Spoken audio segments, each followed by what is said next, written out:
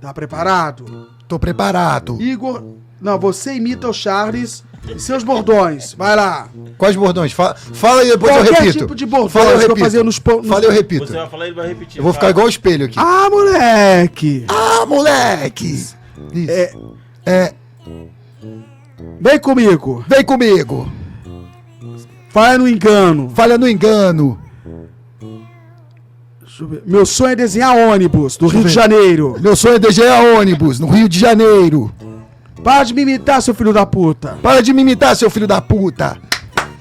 O Tadala é um fisiculturista loucaço. Ele não é atleta, na verdade, né? Ele é uma personalidade do mundo fitness, que ele é loucão e ele fala todo embolado. Sim. E a galera adora que eu imite ele. Ele fala meio assim, filho da puta, fica me imitando. Ele odeia que eu imite ele, entendeu? Então ele é muito engraçado. Ele fala todo embolado. Não dá pra entender nada que ele fala. Vamos lá. Vai. Diretor, coloca aí.